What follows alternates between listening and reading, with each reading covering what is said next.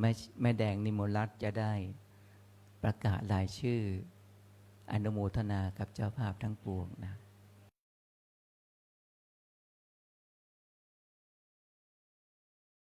2,000 บาทเพื่ออุทิศบุญให้กับคุณพ่อธรรมรงค์นิมนต์รัตน์นะเจริญพรแม่แดงพันนาล่ารายชื่ออนุโมทนาบุญกุศลเจ้าภาพทั้งปวงนะ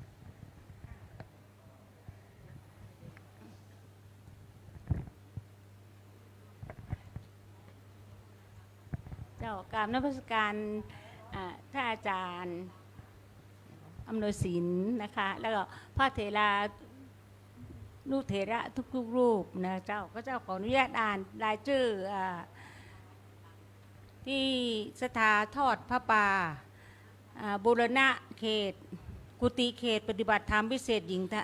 ธรรมภาวนานะเจ้าในวันอาราสหบูชาวันเสาร์ที่20 กรกฎาคมนี้นะเจ้าดังมีได้นามดังนี้นะเจ้าขออนุญาตทุกท่านเจ้าพระภาวนาธรรมาภิรัตน์100,000 บาทเจ้าครูบาคำยืนวัดพระธาตุหลวงคำเชิงรุ้งคุณลือยงอย่างซี100,000 บาทมิสเตอร์วาวองแมงขอสบายเจ้า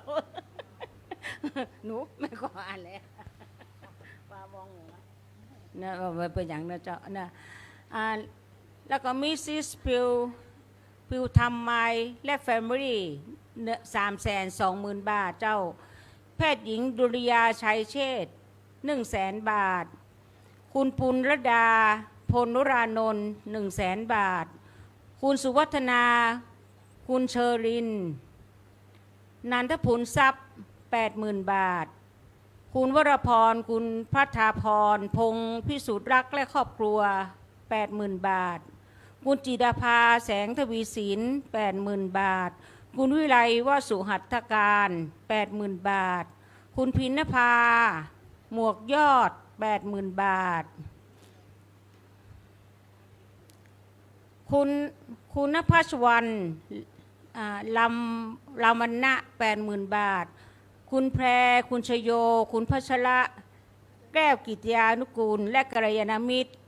55,000 บาทคุณสุพจน์คำเหลืองผู้ช่วยผู้ว่าการไฟฟ้าเขต1พร้อมผู้บริหารและพนักงาน 26,999 บาทครอบครัวเจริญวัฒนากร 16,528 บาทพลเอกสกลคุณนวลอนงสัจจวณิชและครอบครัว 15,000 บาทคณะสายบุญคุณอัตพลคุณการอนงระลึกประชา 14,120 บาทกลุ่มอุโบสถศีล 14,000 บาทสายบุญคณะศรัทธาคุณอรพินดิษนัดดา 1620 บาทคุณฮองเดา1,620 บาทคุณลวิวัฒน์ปิยะธนสิริกุลคุณรุรินทร์พิมลธรรมสิริ 10,000 บาทคุณนัชชาพุทธิชานนท์คุณกรณนิตเด็กหญิงนฤมลลิน 6,000 บาทคุณธัญพัฒน์เท้าพิบาลคุณพิสมัยบาร์เบอร์คุณอุบลจำปาศรี 5,220 บาทคุณจิตประภัสสรเทียมสุวรรณคุณอัชรากาชัยคุณนาง 5,100 บาทคุณนงรักอินทยศ 5,000 บาทคุณจำเนียงพยุนรัตน์ 5,000 บาทคุณจิวดีเบญจวรรณ 5,000 บาทคุณโชคชัยหลังคลังกลางคุณวชราอินทรชูศรี 5,000 บาทคุณทิตยาสรรำ 5,000 บาทคุณเชยินชัง 5,000 บาท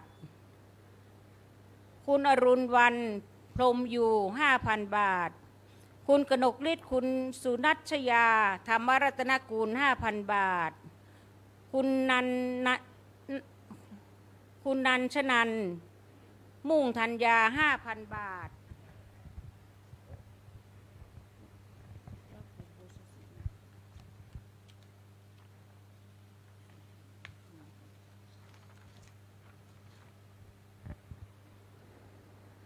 คุณสุภเลิกคุณทิพยาพรมโนราช 5,000 บาทคุณศรีกันประเสริฐ 5,000 บาทคุณนิชากรวาริศ 5,000 บาทแม่ชีเสมอใจแท้อึ้ง 5,000 บาทคุณพัทรกรแคนนาดี 5,000 บาท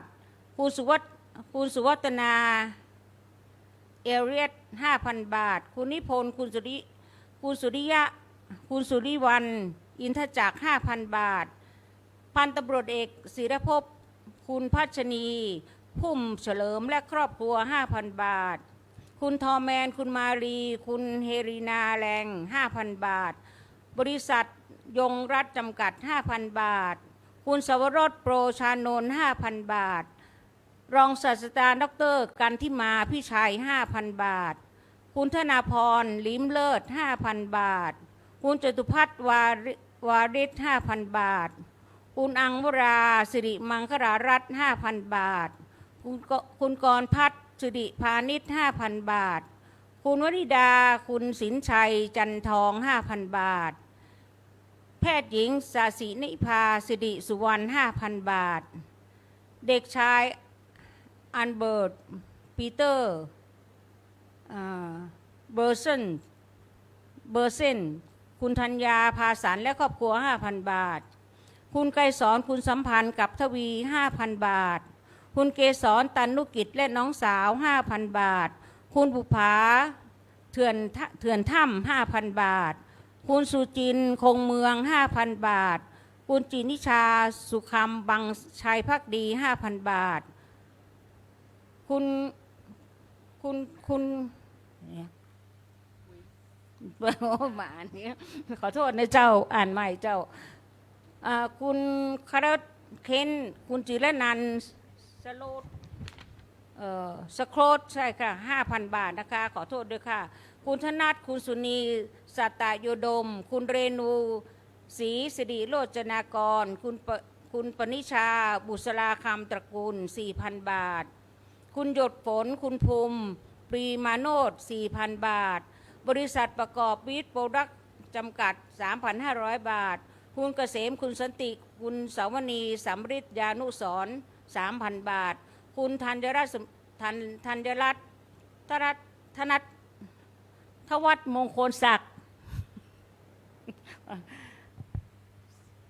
3,000 บาท 3,000 บาทค่ะคณะนักศึกษาพิธามวัดดำเปิง 2,800 บาทกลุ่มคุณกฤษณพงษ์ชัยใจอารี 2,520 บาทคุณวันเพ็ญวาสีอนุรักษ์และครอบครัว 2,500 บาทคุณธนาวดีอินตะฟองคำ 2,000 บาทคุณอัญชลีเหล่าเหาะ 2,000 บาทคุณอมรรัตน์สัตยานุกุล 2,000 บาท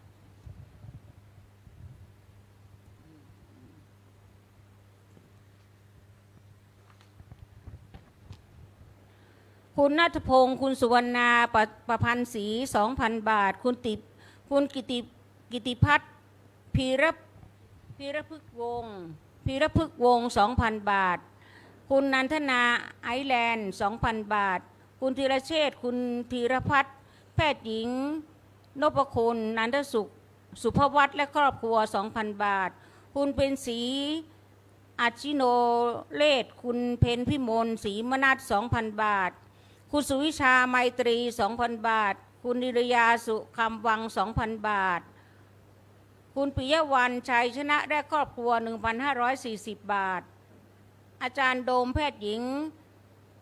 ทลัญญพินโพธิกานนท์ 1,500 บาทการเทศวันวิสาขบูชา 1,472 บาท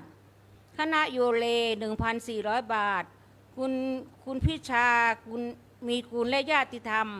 1,100 บาทคุณวงกฎพานุอิรันวัฒน์ 1,020 บาทผู้วิโมลหารชีวรกุลและเอ็มออนรักษาสัตว์ 1,020 บาทคุณภูวนาถดวงดี 1,000 บาทคุณเด่นชัยร่ำรวย 1,000 บาทคุณนันทนีเสถียรศักดิ์พงศ์เด็กชายปันรักใจหมาย 1,000 บาทคุณพัชจิรันอุดมพันธ์ 1,000 บาทคุณกัญจนาเรืองพาณิชย์คุณเจมคอชั่น 1,000 บาทคุณจิรามาลา 1,000 บาทคุณอนุพันธ์แสงเรือน 1,000 บาท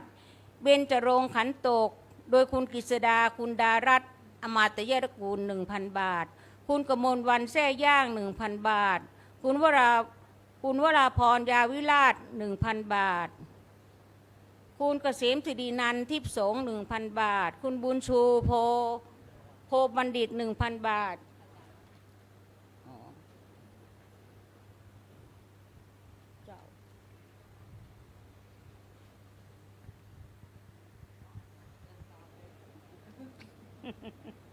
คุณบุญชูโพบัณฑิต 1,000 บาท คุณสวิงใจคำคุณ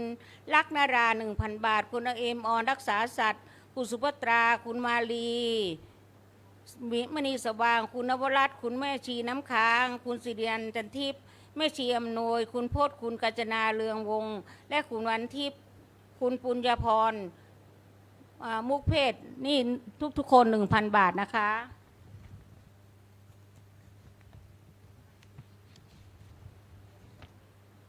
คุณพยาวศรีเพชร คุณปริชาติสุขเลิศตนันท์คุณศรีภัยแสงหี คุณแม่ชีเพน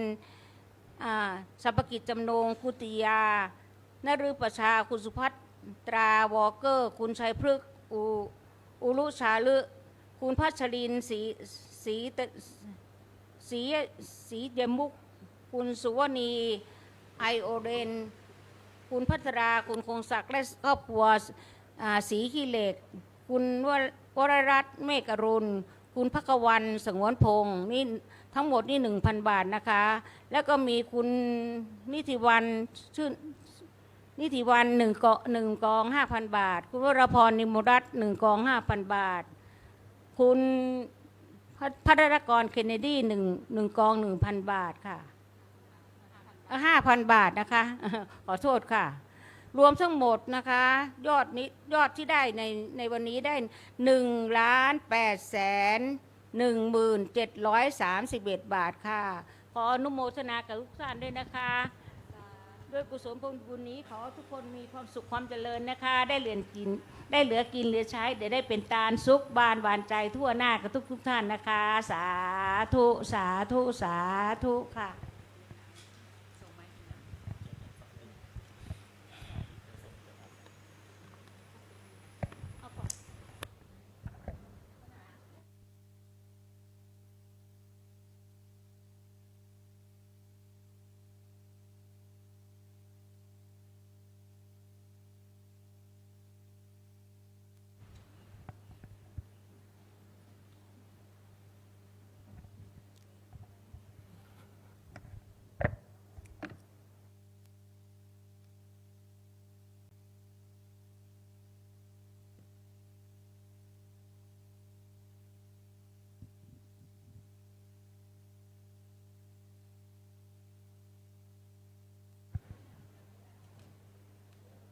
ขอนิมนต์พระภิกษุสงฆ์สามเณรเจริญพรแม่ชีโยคีคุกเข่าพนมมือและคณะศรัทธาด้วยนะครับ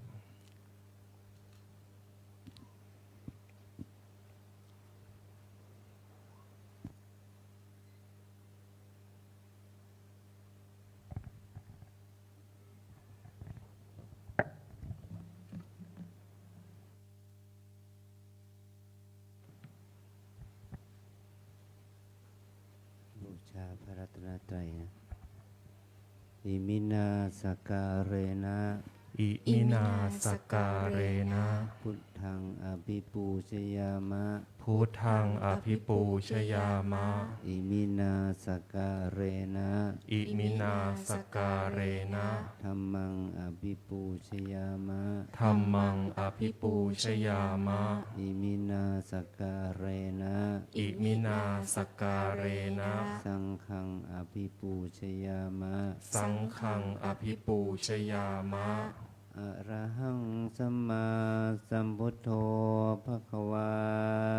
อะระหังสัมมาสัมพุทโธภะคะวา พุทธังภควันตังอภิวาเทมิ พุทธังภะคะวันตังอภิวาเทมิ สวากขาโตภควตาธัมโม สวากขาโตภะคะวตาธัมโม ธัมมังนัมสสามิ ธัมมังนามัสสามิ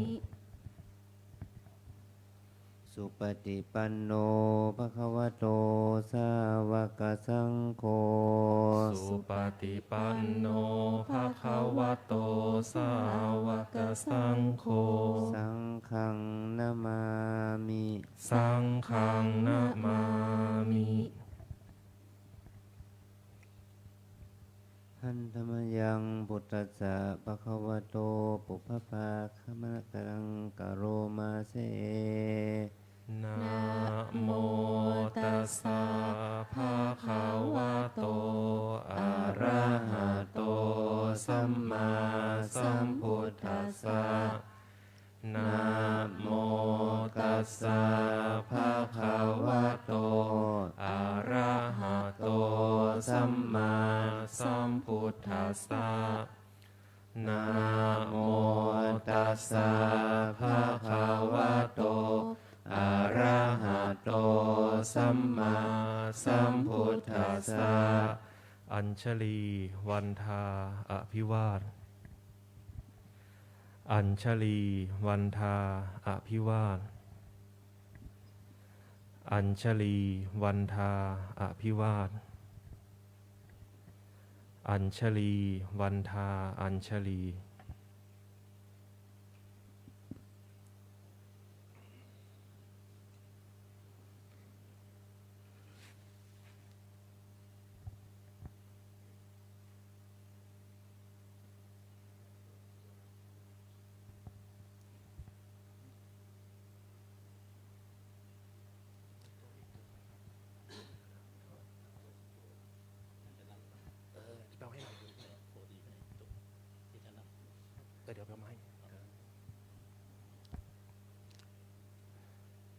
ขอนิมนต์พระภิกษุสงฆ์กราบพระอาจารย์เจ้าคุณพร้อมกันสามเณรแม่ชีโยคีและคณะสัทธากราบทีหลังอัญชลีวันทาอภิวาทอัญชลีวันทาอภิวาท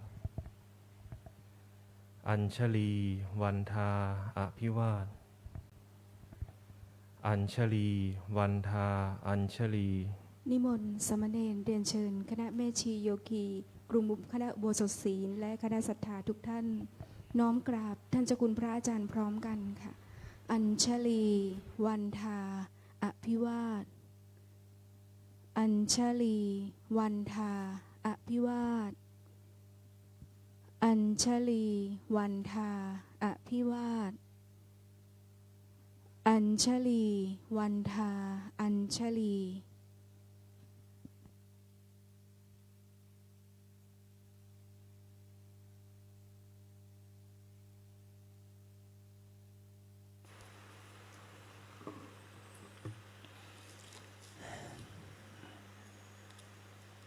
ต้องขออนุโมทนากับ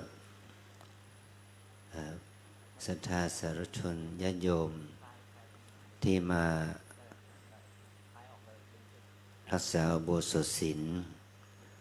มาบำเพ็ญทานทำคุณงามความดีและมาประพฤติปฏิบัติธรรมกรรมฐานภาวนาที่วัดเรานี้สถิติก็มี400 กว่าคนศรัทธาญาติโยมที่จรเข้ามาเวียนเทียนก็เป็นก็ประทักศีลเวียนเทียนได้นะไม่ถ้าอยากจะร่วมกิจกรรมกับทางวัดเราก็ต้องรอ3 ทุ่มนะเราจะได้มีการบรรยายธรรมกันนิดหน่อยแต่เรายังมีกิจกรรมพิเศษก็คือว่าการทำบุญทอดพระป่าของวัดเรานี้ซึ่งเมื่อหลายปีมาแล้วร่วม5-6 ปีมาแล้วนะโยมอัญชลีจตุรานนท์น้องอันได้ให้ความได้ให้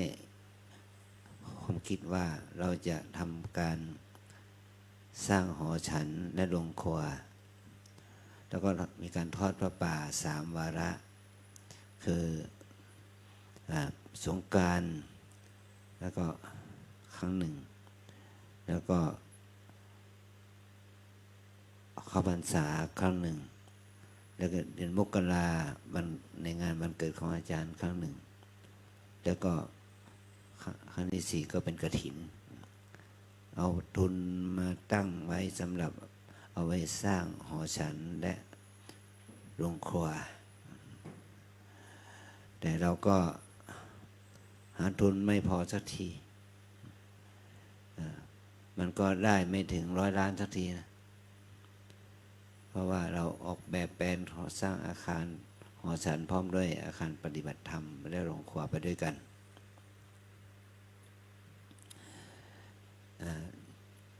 ก็ปีนี้วันเข้าพรรษานี่ก็มาเปลี่ยนการที่เราหาทุนเพื่อสำหรับสร้างพระตศาลาก็เลยเปลี่ยนมาเป็นหาทุนสร้างกุฏิปฏิบัติบูรณะปฏิสังขรณ์กุฏิในเขตศาลาธรรมภาวนาเราก็ได้เอาเงินไขนี้มาตั้งพระป่าขึ้นมาก็วันนี้ก็ได้ข่าวว่าได้ผู้มีกุศลศรัทธากุศลจิตมาทำบุญพระป่าเพื่อสร้างบูรณะปฏิสังขรณ์กุฏิเนี่ยได้ถึง1,800,000 บาทก็ต้องอนุโมทนาขอบคุณโดยเฉพาะญาติโยมที่ตั้งเป็นทุนบูรณะกุฏิด้วยแล้วก็ตั้งพระป่าเอามาตั้งเป็นพระป่าด้วยนะก็อันนี้ก็เป็นเงื่อนไขแห่งการมาสร้างก็ยังไม่เช้าเราได้แถลงรายรับรายจ่ายรายรับก็ทั้งพับได้5 ล้านกว่าบาทแล้วก็ทั้งพระป่าเนี่ยได้อีก1,400,000รวมกันแล้วได้7 ล้านกว่าและรายจ่ายบูรณะปฏิสังขรณ์ค่าเข้าของเครื่องใช้ค่าแรงงานมันหมดไปตั้ง1,700,000 กว่าบาทเหมือนกัน790,000 กว่าบาทก็เรียกว่าติดเลขแดงไป27,000นะก็มันไม่เหลือแล้วนะก็แต่เช้าแต่บ่ายนี้ก็ได้ทุนขึ้นมาจาก1,400,000เป็น1,800,000แล้วก็โดยลูกปุณณดาผลวรานนท์เนี่ยให้บำบุญให้100,000แล้วก็คุณแพรคุณชโยคุณพัชระแก้วกิจญาติกูลพร้อมเล็กกัลยาณมิตรให้บำรุงมาอีก 55,000 บาทแล้วก็อาจารย์ก็สะสมปัจจัยไว้ส่วนหนึ่งก็ได้จำนวน100,000 บาทแล้วก็ศรัทธาญาติโยมทำบุญร่วมด้วยเดี๋ยวเราก็ได้ทุนขึ้นมา1,800,000 บาทก็เราไม่ติดลบนะไม่เป็นเลขแดงแล้วคนนี้แต่มันก็เกินประมาณเท่าไหร่เกินประมาณแค่400,000 กว่าบาทนะแต่เราก็คิดกันว่าเราบูรณะให้ได้83 ห้องเนี่ยเราจะต้องหาทุนให้ได้ประมาณถ้าเราคิดโดยประมาณกุฏิ1 หลังก็ใช้ประมาณ120,000เนี่ย30 หลังที่เหลือเนี่ยเราจะต้องใช้ว่างบประมาณ3,600,000นะมันถึงจะพอเนาะอันนี้เพราะว่าจะได้เป็นอานิสงส์แก่โยคีผู้ปฏิบัติธรรมนะพอเราถวายเสร็จนะโยคี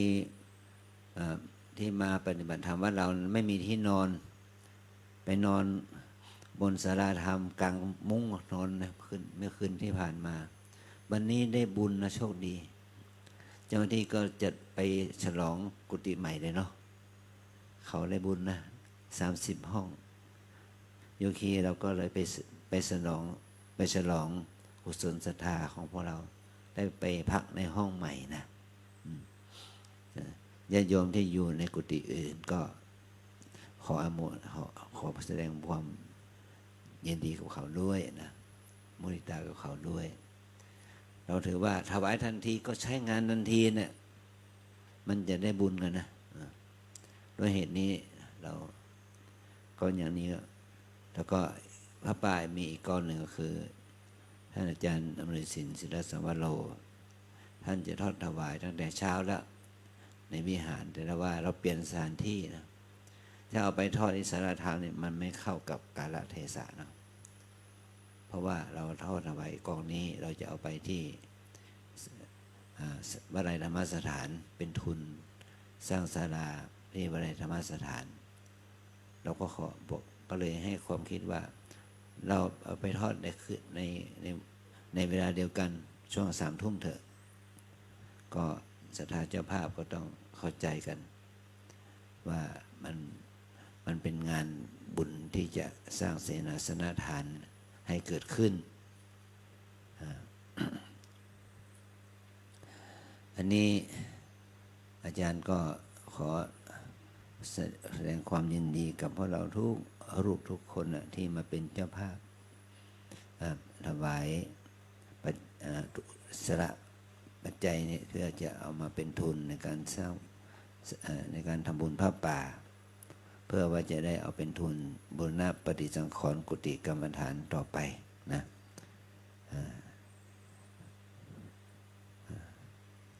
ขอเรียกว่ากิจกรรมเกี่ยวกับทอดผ้าป่านี่ก็จะหลังจากที่เราฟังธรรมะเรียบร้อยแล้วเราก็มีการทอดผ้าป่าก็คิดว่ามันจะได้2 ล้านหรือเปล่าเนี่ย มันเหลืออีก200,000เนาะใครจะทำบุญสัก200,000มาจะได้2 ล้านนะเนี่ย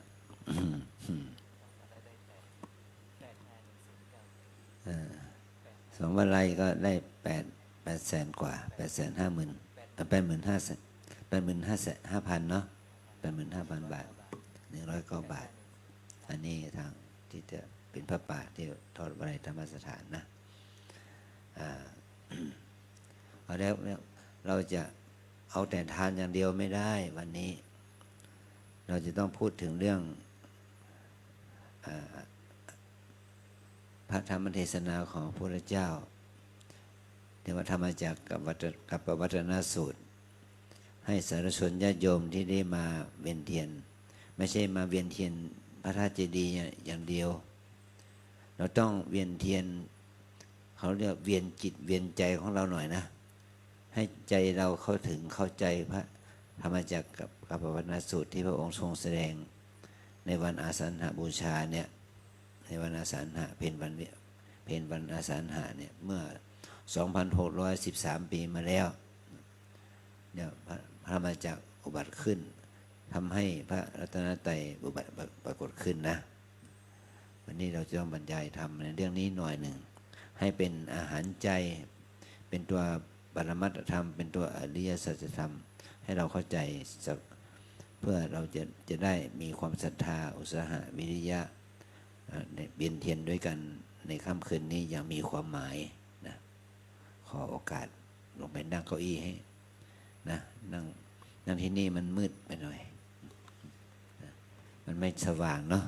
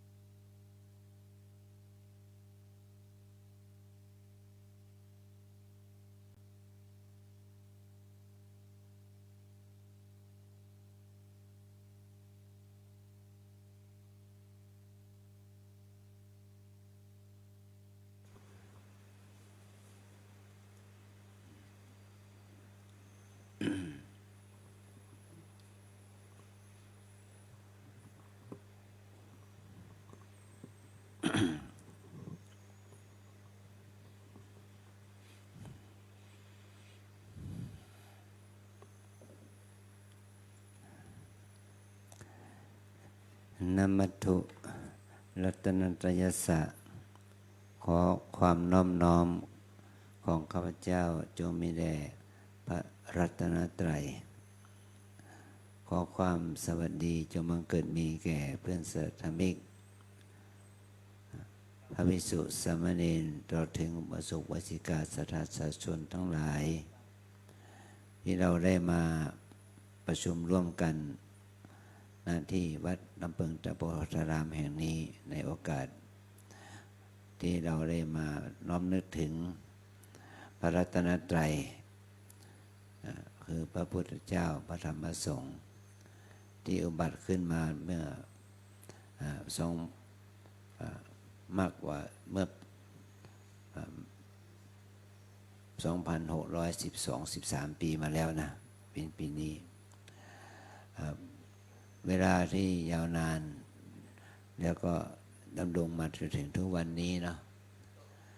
เราก็คงจะนึกถึงนึกถึงสภาพที่เป็นปัจจุบันในขณะนั้นนึกภาพมันยังไงก็นึกไม่ออกแล้วนะเพราะเราเคยไปเมืองพาราณสีมันก็เป็นเมืองฮินดูนะเมืองไปเสียหมดแล้วอิสิปตนะมฤคทายวันที่ว่าป่าอันเป็นที่อยู่ของมฤคะคือเนื้ออันเป็นที่อภัยของเนื้ออันเป็นที่อยู่ของฤาษีตอนนี้มันก็กลายเป็นโบราณสถานนะโบราณสถานมีพระสถูปเจดีย์1 องค์แล้วก็โบราณวัตถุโบราณสถานเต็มไปหมดนะพังทลายไปหมดภาพที่เรามองเห็นเป็นภาพของเก่าที่มันเป็นโบราณสถานเราไม่เห็นฤาษีแต่เขาก็เลี้ยงกวางไว้ส่วนหนึ่งให้เป็นที่สัญลักษณ์นะป่าสวนกวางนะอันนี้เป็นของเก่าที่ท่านอนาคาริกธรรมปาระท่านได้ไปเรียกร้องให้โบราณสถานนี้ซึ่งเป็นของชาวพุทธเป็นของพุทธศาสนิกชนแต่ก็ยังมีร่องรอยของงานโบราณสถานวัตถุเนี่ยที่เป็นของชาวพุทธนี่มีเหลืออยู่แต่เดี๋ยวนี้ก็ยังมีศาสนสถานของศาสนาอื่นเข้ามาแจมด้วยนะมันก็มีแต่โบราณสถานอย่างที่ว่าแล้วแต่ประเทศไทยเราก็ไปสร้างวัดไทยสารนาถใกล้นั้นนอกจากนั้นก็มีวัดพุทธทิเบตวัดพุทธอะไรต่อมีอะไรที่เขาไปสร้างใกล้นั้นเพื่ออำนวยสะดวกให้แก่ชาวพุทธที่ไปกราบคารวะไปไหว้เพราะว่ามันสถานที่แห่งนั้นเนี่ยมันเป็นชนบทมันไม่ใช่เมืองมันไม่มีโรงแรมไม่มีเกสต์เฮาส์ให้เราไปพักนะก็เอาวัดเป็นโรงแรมเป็นเกสต์เฮาส์นะไปอยู่อาศัยกันที่นั่นถ้าชาวพุทธไทยไปก็ต้องถ้าโชคดีก็จองวัดได้นะถ้าโชคไม่ดีก็ไปพักไกลไปหน่อยอย่างนี้นะ เนี่ยเมื่อองค์พระสัมมาสัมพุทธเจ้ามีวชนมาชีพอยู่ท่านพระอานนท์ได้ทูลถามพระองค์ว่าในอนาคตข้างหน้าเนี่ยถ้าพุทธบริษัทมาน้อมนึกถึงพระพุทธองค์แล้วจะให้เขาเหล่านั้นไปหน้าที่ไหนเรียกว่าสังเวชะแปลว่าปรงสังเวชหน่อยพระองค์ก็ได้ตรัสว่าให้ถ้าพระพุทธบริษัทที่มีศรัทธาปรารถนาที่จะไปกราบคารวะเพื่อไปไหว้ไปกราบปรงสังเวชเนี่ยก็ให้ไปสู่สถานที่4 แห่งว่าสังเวชนียสถานระดับ1นะก็1สถานที่ตถาคตประสูติ ที่ลุมพินี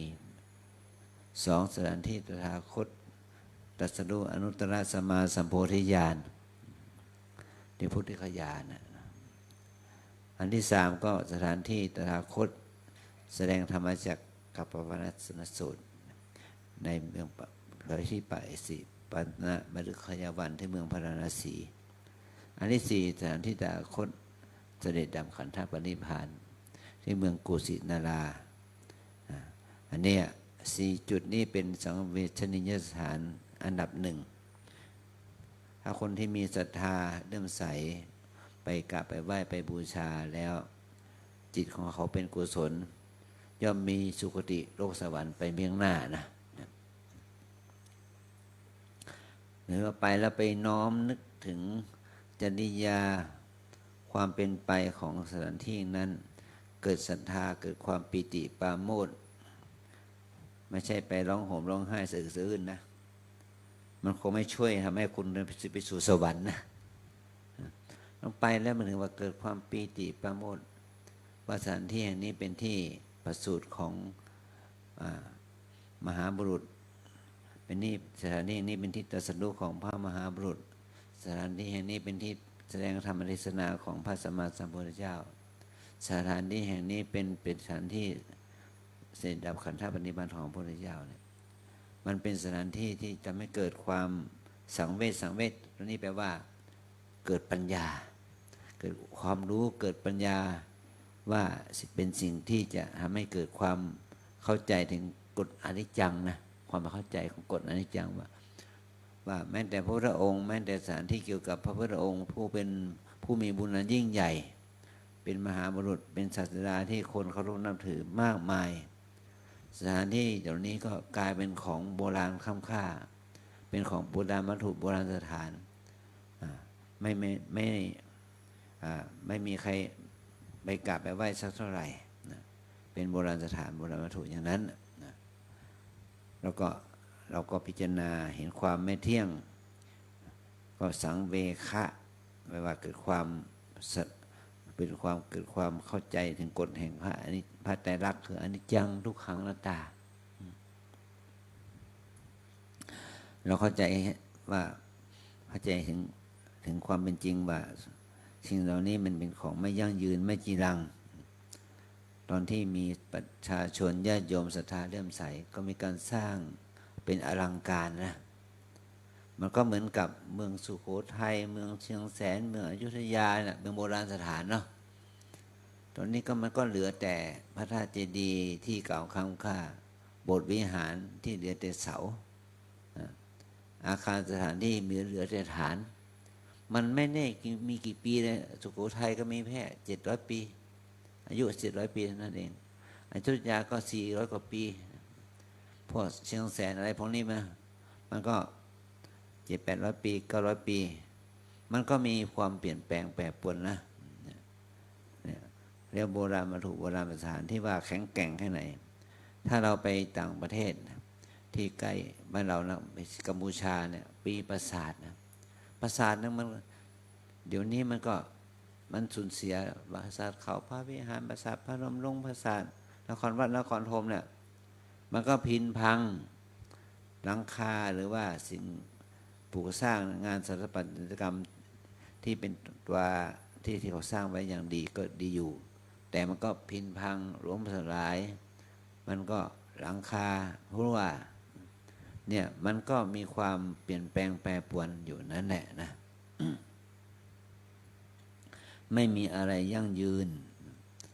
พุทธสถานของสถานที่เกี่ยวกับพระพุทธเจ้าที่มันเมื่อประชาชนในบ้านเมืองนั้น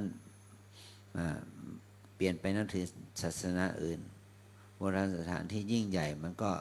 กลายเป็นโบราณวัตถุไปเป็นของเก่าค้ำค่าไปทำให้เรามองเห็นสัจธรรมนะอันนี้ก็เหมือนกันแม้แต่วัดน้ำเปิงเรานี่นะพระเจ้ายอดเชียงรายพระนางอุตบาทเทวีและพระประยุรญาติและประชาชนในเมืองและพระสงฆ์ในโอกาสนั้นได้สร้างวัดตะโปธารามลำเปิงมาถึงยุคของเราละ500 ปีมันก็เหลือพระธาตุเจดีย์องค์เดียวอะที่ยังทรงรูปร่างจะไม่จูนะ กรมศิลป์ต้องมาบูรณะปฏิสังขรณ์หลวงปู่ทองพระอาจารย์ใหญ่เราเนี่ยท่านก็อัญเชิญพระเจ้าเชิญเสด็จพระเจ้าอยู่หัวและสมเด็จพระนิธิถาธิราชพระเจ้าน้องนางเธอในสมัยนั้นก็อัญเชิญพระองค์เสด็จมายกฉัตรพระเจ้าอยู่หัวในหลวงรัชกาลที่10เนี่ยพระองค์ก็เสด็จมาแทนพระองค์มายกฉัตรหอพระไตรปิฎกมาพระราชทานพระไตรปิฎกให้แก่คณะสงฆ์ในภาคเหนือนี่เป็นต้นนะเนี่ยอันนี้ก็เห็นว่ามาฟื้นฟูกันเมื่อสัก20-30 ปีมานี่เองเนาะประมาณสัก40 ปีนะหลวงปู่เข้ามาที่นี่ก็มีกุฏิหลังเก่าๆหลังหนึ่งมาอยู่อาศัยมีกุฏิหลัง2 หลังกุฏิเก่าๆเพราะอดีตเจ้าวาดท่านมรณภาพไปแล้วท่านบูรณะฟื้นฟูตั้งแต่สมัยที่ว่าวัดลำเปิงมีกุฏิหลัง2 หลังวิหารหลังนี้เป็นวิหารเก่าค่ำค่าอยู่แล้วก็มีโยมมาช่วยฟื้นฟูบูรณะได้รับอนุญาตจากกรมศิลป์เมื่อปี2512มาบูรณะวิหารหลังนี้แต่วิหารหลังนั้นก็ได้แปลไปแล้วเราก็มาบูรณะฟื้นฟูวิหารหลังนี้ขึ้นมานะแต่หลวงพ่อตะโปนั้นจะไม่องค์เดิมเรามีจารึกไว้ปรากฏถึงหลักฐานทางประวัติศาสตร์ว่าสร้างมาเมื่อวันที่30 เดือนมีนาคมพุทธศักราช2035เนี่ยมีหลักฐานทางประวัติศาสตร์เนาะแล้วก็ดำรงถึงวันนี้เราก็ยังมีการบูรณะปฏิสังขรณ์ซ่อมแซมนั้นๆนี้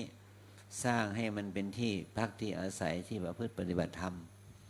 เนี่ยมันเห็นว่าเราจะต้องอาศัยกำลังศรัทธากำลังสติกำลังสมาธิแล้วก็กำลังทรัพย์ช่วยกันที่จะทำให้งานนี้ดำเนินไปได้เนี่ยอันนี้คือว่าเข้าใจถึงกฎแห่งความเปลี่ยนแปลงนะกฎอนิจจังกฎแห่งความเปลี่ยนแปลงแล้วก็เราก็ช่วยกันบูรณะปฏิสังขรณ์นี่แหละให้มันดำรงอยู่ได้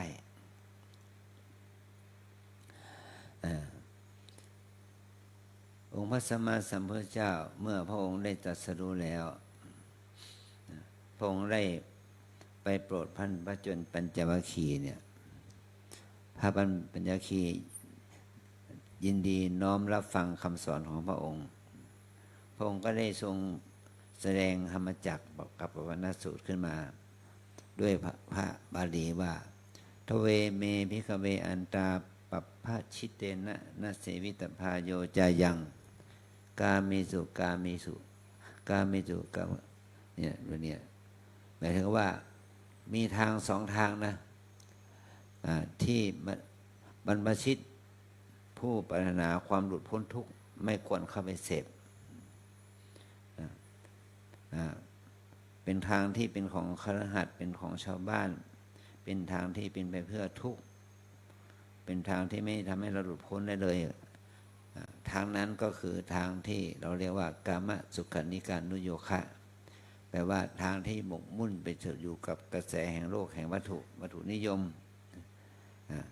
อยู่ในกามคุณอารมณ์อยู่มากมันมีแต่ทุกข์นี่เป็นข้อที่เราควรจะเว้นทางที่2อัตตกิลมัฏฐานุโยคะในการทรมานตนให้ลำบากหมดสมัยก่อนเขามีวิธีการ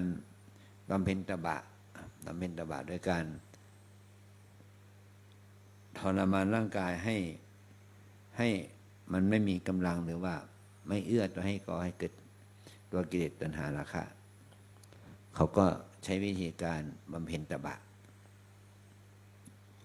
พระองค์ตรัสว่ามันมีแต่ทุกข์และมันไม่ใช่เป็นทางของพระอริยะเป็นทางที่ไม่นำพาให้เราพ้นจากทุกข์ไม่ใช่ทางแห่งพระนิพพานไม่ใช่ทางแห่งความหลุดพ้นไม่ใช่ทางแห่งความรู้ยิ่งไม่ใช่ทางแห่งปัญญาไม่ใช่ทางให้ทำให้เราเกิดปัญญาญาณแต่ประการใด อันนี้พระองค์ก็สอน แล้วหลักการเนี้ยนะแต่ว่าทิฏฐิทัศนะนี้ตั้งแต่สมัยก่อนพระพุทธเจ้าก็มีขณะที่มีพุทธศาสนาเกิดขึ้นแล้วมันก็มีในยุคปัจจุบันนี้ก็ยังมีเนาะยุคปัจจุบันนี้ก็ยังมีอยู่ มันก็ส่งเสริมการบริโภคกระตุ้นให้คนเราบริโภคกระตุ้นให้เราซื้อกำลังซื้อสูงอันนี้เป็นต้นนะมันก็มีนี่เขาเรียกว่าโลกแห่งกามเรียกว่าเนี่ยเป็นอีกประเภทหนึ่งก็เป็นพวกจิตตนิยมนะจิตตนิยมก็คือให้ความสำคัญเกี่ยวกับทางกายพวกสัจจะนิยมก็ให้คุณค่าเกี่ยวกับเรื่องของความเป็นจริงว่าโลกของเราอยู่ได้ด้วยการบริโภคมันก็เกิดความรู้สึกทะเลาะกันนะทางความคิด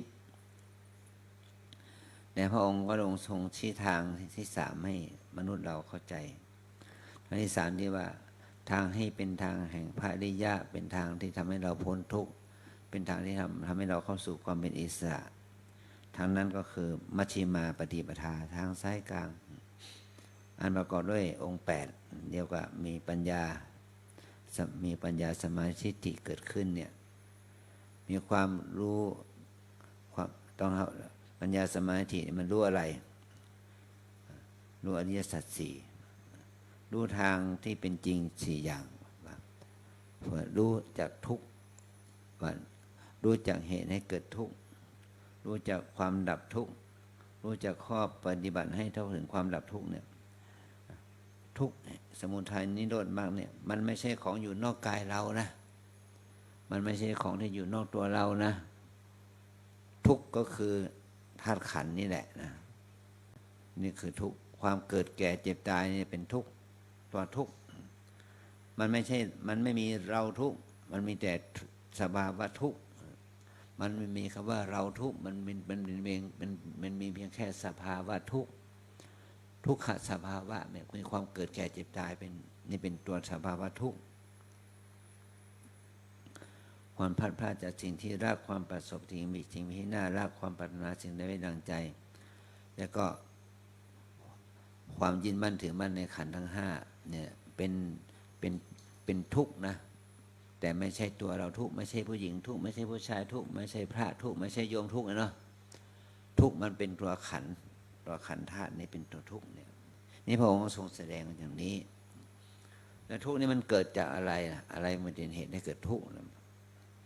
เหตุให้เกิดทุกข์ก็คือตัวความอยากความเพลิดเพลินความยินดีความยึดมั่นในด้วยอำนาจของตัณหาความอยากในกามความอยากในความมีความเป็น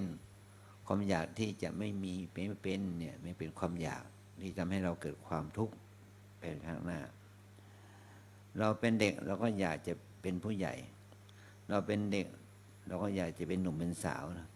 เราเป็นหนุ่มเป็นสาวเราก็อยากเป็นคนมีการมีงานมีหน้าที่การงานมีอาชีพเป็นของส่วนตัวมีรายได้เป็นของตนนะแต่พอเราอยู่ในฐานะนี้แล้วเราก็อยากมีครอบครัวมีความมั่นคงทางครอบครัวมีความมั่นคงทางการงานอาชีพแต่เมื่อเรามีแล้วเราต้องรับผิดชอบตัวเองรับผิดชอบลูกหลานรับผิดชอบคนงานเรามีภาระที่ต้องดูแลเขาแล้วก็อยากจะพ้นทุกข์ไม่อยากจะมีทุกข์อย่างนี้อีกเนาะเราก็อยากจะไม่ให้เราแก่เราเจ็บเราตายไปมันก็สรุปแล้วมันก็ตกอยู่ในกฎไตรลักษณ์มันเป็นอนิจจังทุกขังอนัตตาเนี่ยเป็นเรื่องของความอยากนี่ทำให้เราทุกข์แล้วเราจะดับทุกข์ได้ยังไงว่าให้ดับที่ความอยากดับที่ความอยากดับที่ความปรารถนาอยากที่ความต้องการอย่างนั้นอย่างนี้เราต้องดับความอยากแต่เมื่อกี้นี้เรายังบอกให้โยมทำบุญนี่นาพี่แดงเราอยากให้โยมทำบุญเนี่ยเราทำบุญเพื่อสร้างเราทำบุญให้มีนั่นทำบุญให้มีนี้ถามว่า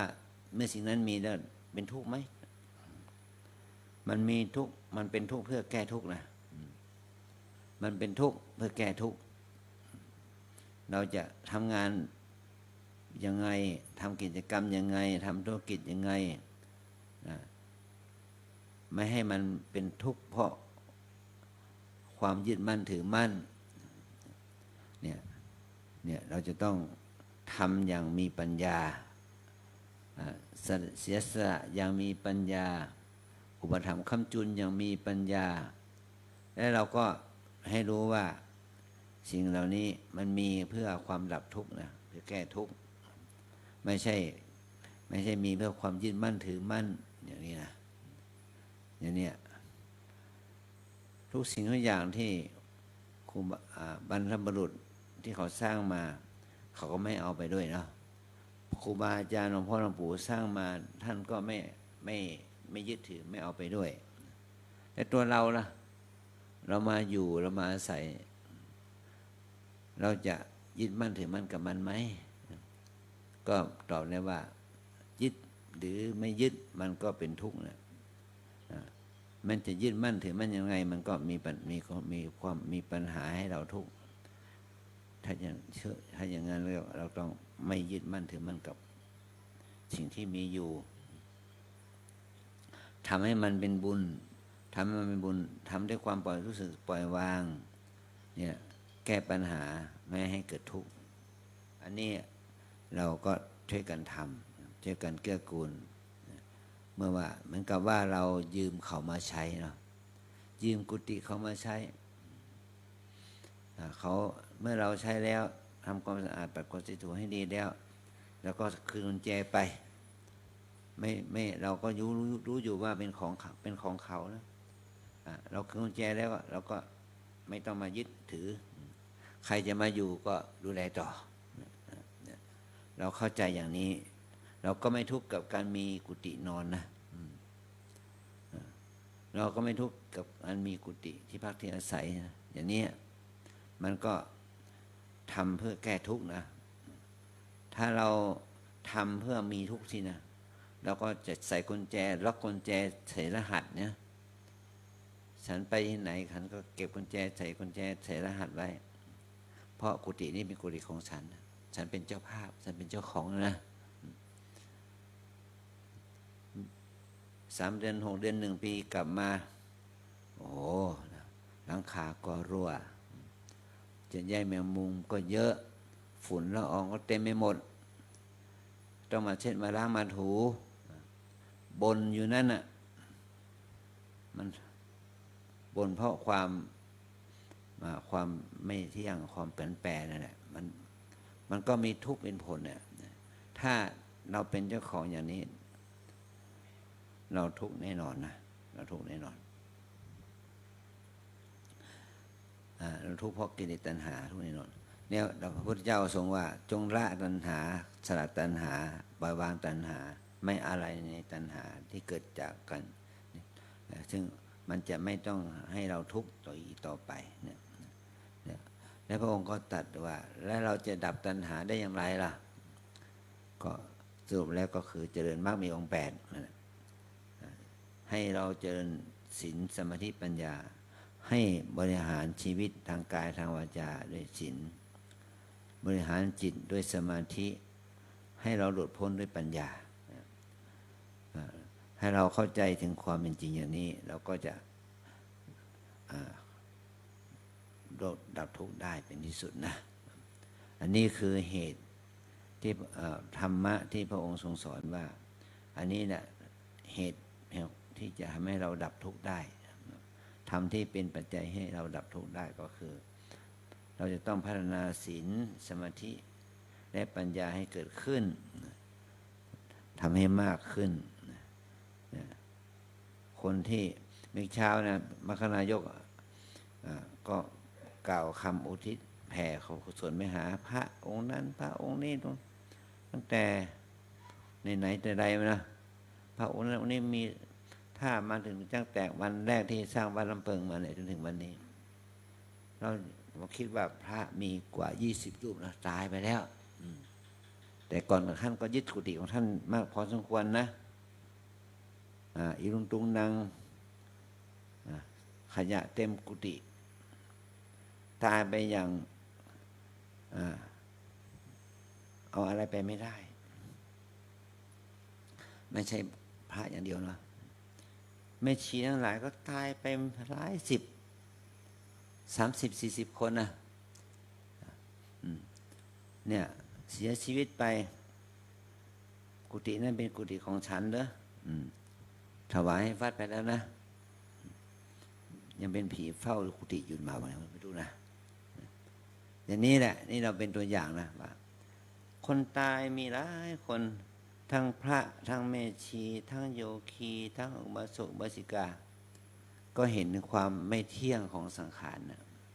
ให้เราเห็นว่าทุกคนย่อมมีความตายเป็นธรรมดาสละเราก็สละตั้งแต่เรายังมีชีวิตอยู่สละความยึดติดยึดมั่นให้ได้ถ้าเราสละความยึดติดยึดมั่นได้มันก็ไม่ยึดถือว่ากุฏิที่เป็นของฉันนะมันไม่เป็นผีเฝ้ากุฏินะเราไม่ต้องกลัวผีไม่มีผีอย่างนี้นะอันนี้เราเห็นว่าที่พระองค์ทรงสอนว่าทุกอ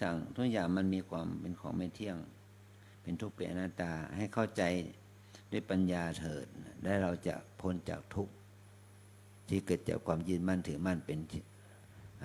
นี่เกิดจากความยึดมั่นถือมั่นนะอันนี้เราแล้วก็มาประพฤติปฏิบัติธรรมที่นี่มันก็เราก็จะได้มีแต่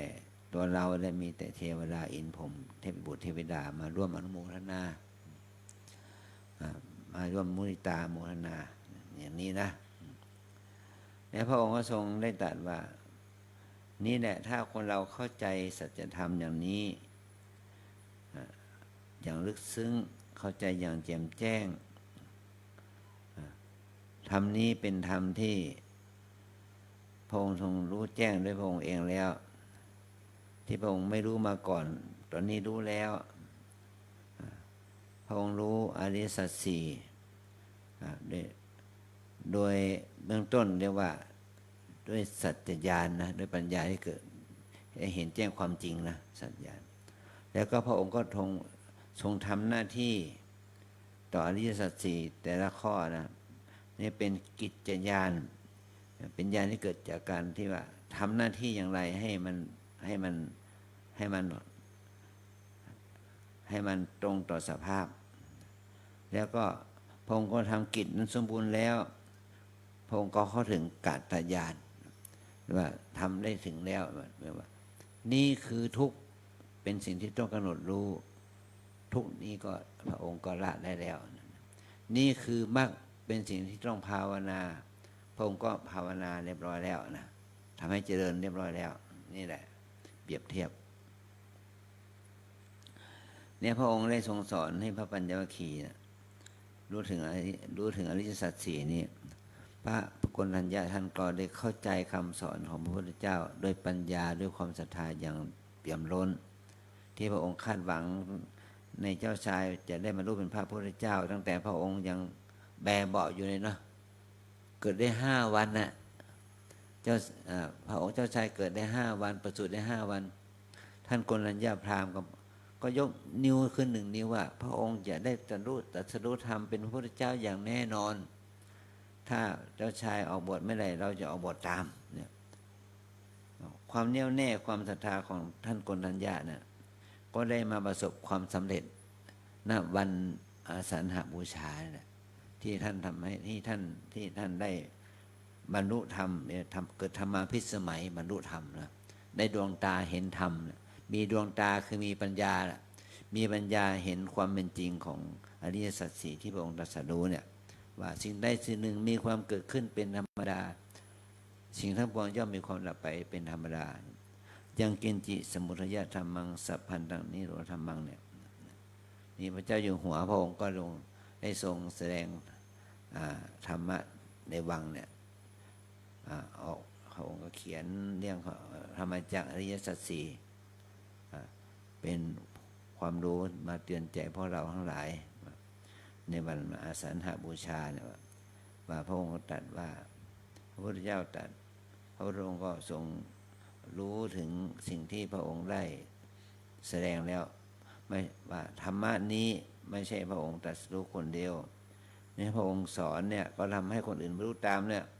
นี่พระองค์ถึงได้เปล่งวาจาอุทานออกมาว่าอัญญาสิวัตตโพโกณทัญโยโกณทัญญะรู้แล้วหนออัญญาสิวัตตโพโกณทัญโยโกณทัญญะรู้แล้วหนอท่านโกณทัญญะจึงมีชื่อว่าอัญญาโกณทัญญะโกณทัญญะผู้มีปัญญารู้แล้วเนี่ยในขณะนั้นเนี่ยภูมิเทวดาที่ฟังธรรมะของพระพุทธเจ้าแล้วโอ้ซาบซึ้งเหลือเกินนะเป็นความอัศจรรย์นะภูมิมานังเทวนังสัทธังสุตวาจตุมหาราชิกาเทวาสัทธมนุษย์สาเวสูงนั่นแหละภูมิเทวดาก็สาธุการสาธุการนะเสียงสาธุการของภูมิเทวดาเนี่ยได้ยินไปถึงเทวดาชั้นจตุมหาราชเท่าจตุมหาราชได้ยินก็เสียงสาธุการก็เทวดาก็สาธุการต่อไปจนถึงเทวดาชั้นพรหมโลกทั่วหมื่นโลกจักรวาลได้เกิดความปีติปราโมทย์ได้เห็นแจ้งถึงสัจธรรมของที่พระองค์ทรงตรัสรู้เนี่ยพระองค์ได้ตรัสรู้แล้วก็มีเหล่าเทพเทวดาเนี่ยฟังธรรมะของพระพุทธเจ้าไปด้วยหลายไม่นับเป็นกฎนะแต่ว่ามนุษย์ฟังธรรมะของพระพุทธเจ้าเหมือนกันแต่ฟังได้5 คนนะท่านอัญญาโกณทัญญะรู้ธรรมแต่ท่านบัปปะพัทยมหานามะอาสชิยังไม่ได้บรรลุธรรมตอนนั้นแล้วพระองค์ก็ทรงสอนรอบ2รอบ3รอบ4และรอบ5ก็ให้ท่านบัปปะพัทยมหานามะอาสชิบรรลุธรรมได้ขอบวชเป็นพระสงฆ์ได้เป็นภิกษุปัญจวัคคีย์5 รูปนะได้ครบ5แล้วพระองค์ก็ทรงแสดงทำข้อที่2บทที่2บทที่สำคัญนะเรียกว่าบท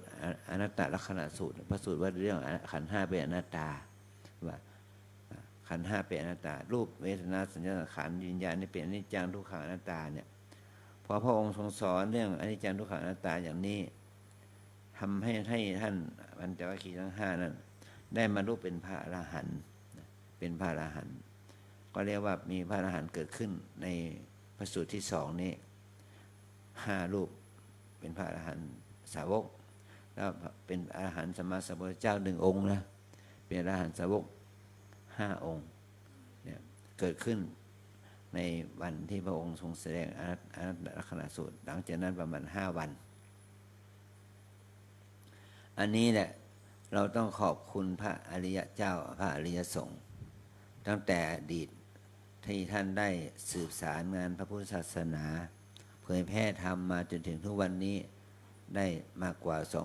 2,613 ปีมานี้นะในปีนี้เป็นปีที่พระองค์ได้ทรงตรัสว่าเป็นปีแห่งการ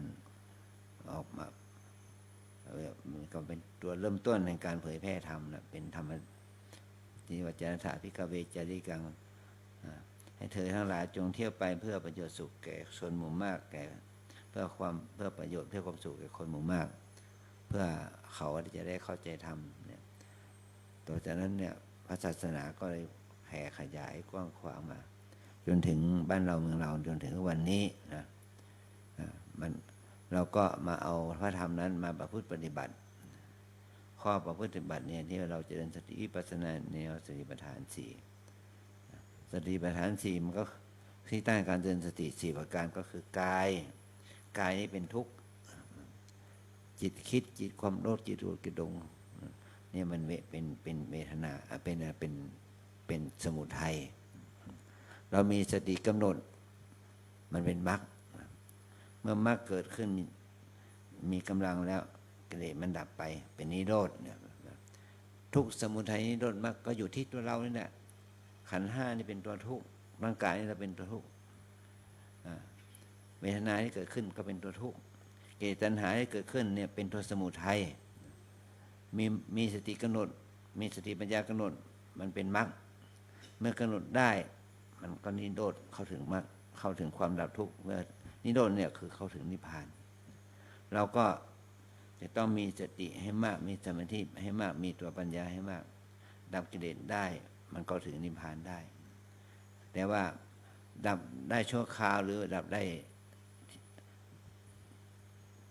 ถาวรล่ะเนี่ยเพราะเรามันสามารถมันจะดับได้ชั่วคราว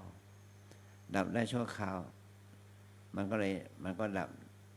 กิเลสมันก็ดับมันก็เกิดใหม่เหมือนกับว่าเราตัดต้นไม้ตัดกิ่งไม้กิ่งก้านมันใบมันก็ร่วงไป ไม่กี่วันไม่กี่เดือนมันก็แตกหน่อแตกกิ่งแตกก้านขึ้นมาอีกนะแตกใบมาอีกตัดต้นไม้มันก็ตัดได้ แต่เราไม่ได้ถอนรากถอนโคนนะเมื่อรากโคนมันได้น้ำได้ปุ๋ยมันก็งอกเงยออกมาอีกเป็นหน่อเป็นต้นมาขึ้นมาอีกเนี่ยมันละได้ไม่ได้ถาวรเหมือนกับเพราะเราทำความดีทำบุญเนี่ยบุญทานมันเหมือนกับปุ๋ยมันเป็นกับปุ๋ยหรือว่าเคมีหรือฮอร์โมนเร่งต้นไม้ให้เขียวขจีน่ารักน่าใคร่น่าพอใจมีดอกมีผลให้เราชื่นชมบุญทานบุญศีลก็คือว่าต้นไม้ต้นนั้นไม่มีหนอนไม่มีแมลงไม่มีมอดไม่มีแมงไม่มีเชื้อโรคมันแข็งแรงเหมือนกับว่าคนนั้นได้บุญศีลนะได้บุญศีลนะแต่บุญภาวนานี่หมายถึงว่าเขาจัดการเอาต้นไม้ต้นนั้นหรือผลไม้ต้นลูกไม้นั้นเอาไปทำการเข้าสู่ระบบการฆ่าเชื้อเป็นการฆ่าเชื้อไม่มีให้ไม่ให้เหลือเชื้อให้เข้าสู่การฆ่าเชื้อโดยสมบูรณ์มันก็ไม่มีโทษมันถูกฆ่าเชื้อแล้วมันได้ทำลายเชื้อโรคเชื้ออะไรเรียกว่ายีนในโครโมโซมที่เป็นยีนด้อยนะมันดับไปแล้วมันถูกฆ่าไปแล้วมันก็มียีนเด่นอย่างเดียวมีคุณค่าอย่างเดียวให้มันหมดเชื้อไปมันก็เหมือนกับว่าเราพัฒนาปัญญาให้เกิดขึ้นนะความรู้องค์ความรู้มันเกิดขึ้นเนี่ยเราจะต้องสร้างสมบุญกุศลนี้ให้เกิดขึ้นพระภิกษุสามเณรเราแม่ชีโยคีญาติโยมทั้งหลายที่เราได้มาประพฤติปฏิบัติเนี่ยถ้าเราได้พัฒนาตัวคุณธรรมคือศีลสมาธิปัญญาจากระดับล่างไปสู่ระดับกลางหรือระดับสูงเราก็จะเข้าสู่ความดับทุกข์ได้นะจึงขอให้เราทั้งหลายมีความศรัทธาในหลักปฏิบัติคำสอนของพระสัมมาสัมพุทธเจ้าให้ยิ่งขึ้นไปจนถึงความสิ้นเชื่อกิเลสตัณหาให้มันหมดสิ้นไปจากขันธสันดานเป็นบุญสมภารให้เรานั้นพ้นจากทุกข์ให้ถึงสันติสุขเป็นเบื้องหน้าให้ถึงความเจริญงอกงามแห่งบุญในสมาปฏิบัติเพื่อมรรคผลนิพพานจะมันเกิดขึ้นแก่พวกเราทั้งหลายจงทุกข์ทนหน้ากันด้วยเถิดสาธุ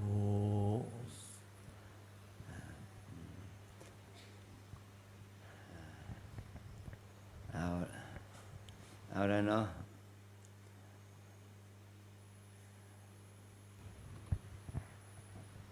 ให้เราแจกผ้าไตรสิให้แก่เจ้าภาพหลวงปุรดาคุณแพรคุณเชยโยคุณแพรคุณพัชระหลวงปุรดามาเอามารับผ้าไตรป้าเอาไปมุสธาเราจะที่ใครที่เป็นเจ้าภาพโนชรินลูกมาเอาผ้าไตรด้วย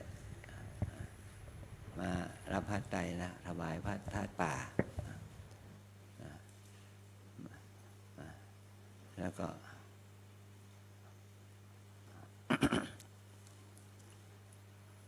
เอามอบผ้าไตรถือ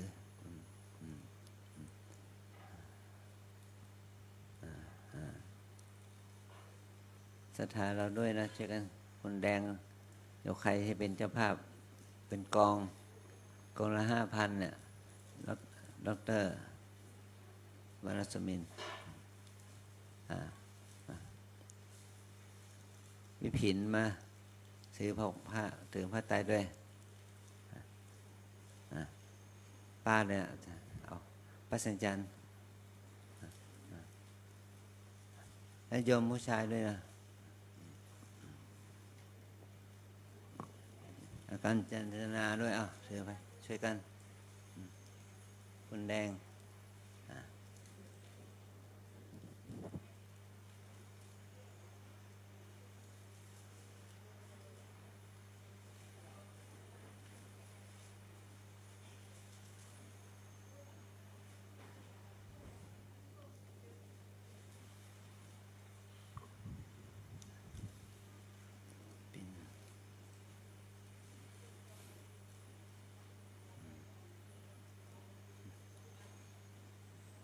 ตัวแทนของผู้ปฏิบัติธรรม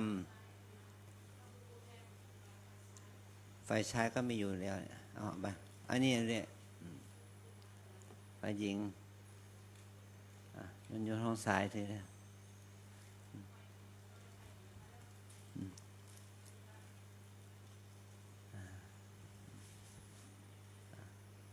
เอาละ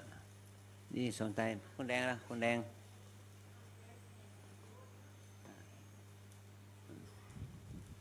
ปีนปานแล้วถือไว้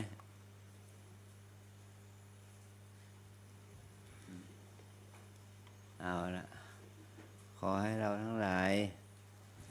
ได้ตั้งใจที่จะได้แผ่ทำบุญทอดถวายพระป่านะเอาไม้ไปให้คนแดง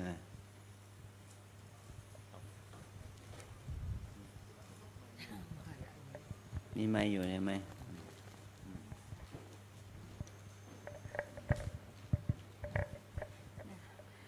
อันตวยังพุทธัสสะภะคะวะโตบุพพาคณามากรังกโรมาเซนะโมตัสสะภะคะวะโตอะระหะโตสัมมาสัมพุทธัสสะนะโมตัสสะภะคะวะโตอะระหะโตสัมมาสัมพุทธัสสะนะโมตัสสะภะคะวะโตอะระหะโตสัมมาสัมพุทธัสสะอิมานิมะยังพันเตปังสกุระจีวรานิสัปปะริวาลานิภิกขุสังคัสสะโอโนชยามะสาธุโนพันเตภิกขุสังโฆอิมานิปังสกุระจีวรานิสัปปะริวาลานิปฏิกันหาตุอัมหากันเจวะมาตาปิตุอาทีนันจาปิยชนานังตุมหากังปริชัจจามิข้าพุทธเจ้าขอถวายผ้าปังสกุลจีวรกับทั้งบริวารทั้งหลายเหล่านี้แก่พระภิกษุสงฆ์ขอพระภิกษุสงฆ์จงรับผ้าปังสกุลจีวรกับทั้งบริวารทั้งหลายเหล่านี้ของข้าพเจ้าทั้งหลายเพื่อประโยชน์และความสุขแก่ข้าพเจ้าทั้งหลายแก่ปิยชนทั้งหลายอันมีบิดามารดาเป็นต้นด้วยตลอดกาลและนานเทินสาธุสาธุชนญาติโยมจะทำอนุโมทนาบุญด้วยกันนะขอเจ้าภาพหรือตัวแทนเจ้าภาพไปเอาผ้าบางสกุลผ้าไตรบางสกุลไปวางที่หน้าโต๊ะหมู่บูชขอเอาผ้าอะไรยกไปขอเชิญพวกเรานะลุกขึ้นไปถวายผ้าป่าถวายผ้าป่า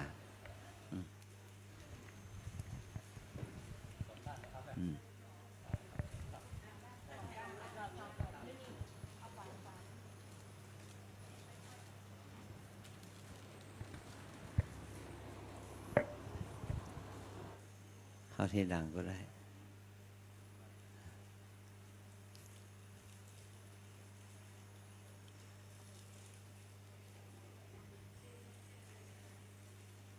มันล้มเองเหรอ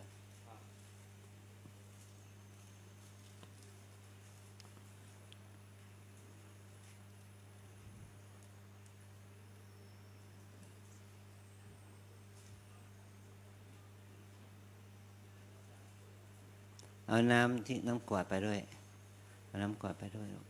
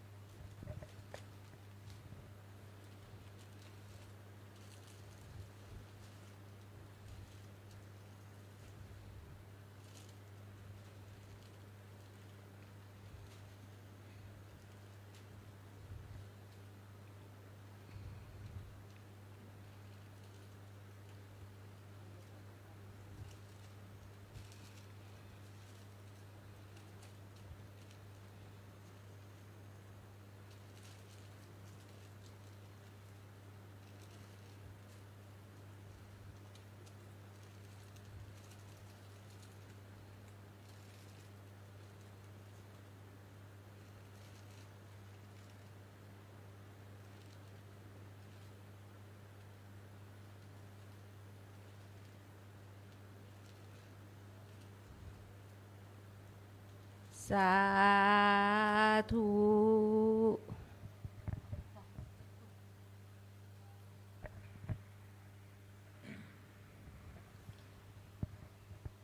เตรียมกรวดน้ำรับพรจากพระสงฆ์องค์เจ้านะครับ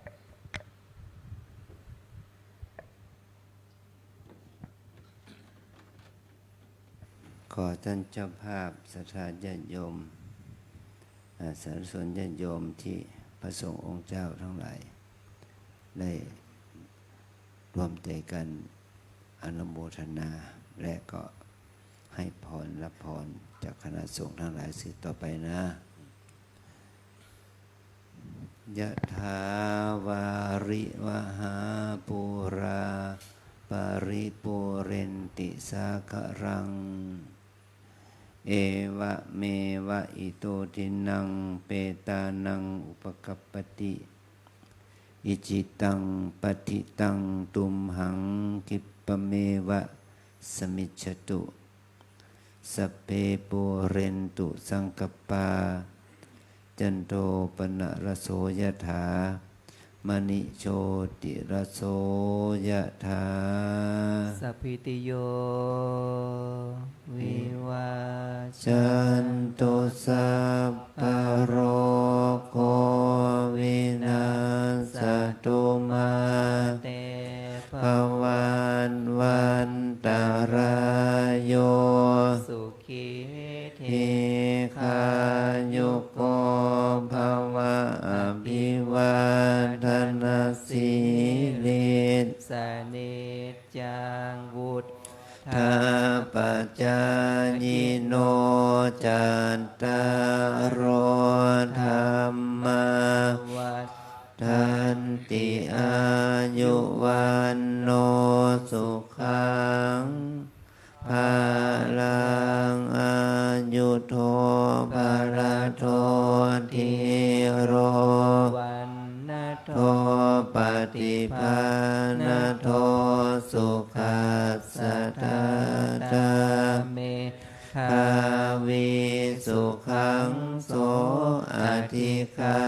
ชติอายุง ทัตตวาปะ พลังวันนังสุขันจะปฏิภาณโท ทีคา ยุยาสวาโหติยาน ทายาท ทุปปัจฉติติโสอันตรันโทสุขิโตวิรุณ โห ปุณทสาสเนอโรโคสุขิโต โหหิ หิส สหัสสัพเพ เพหิยาติปิสาอันตรันทาสุขิตาวิรุณนา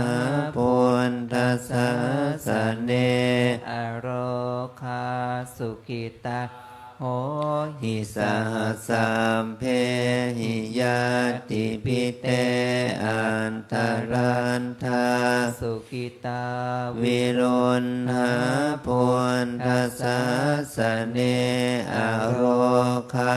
สุขิตา โห ทัสสะหัสสัมเพหิยาติปิชยสินทิธานังลาภัง โส ทิภาคยังสุขังพลังสิริอายุจวันโน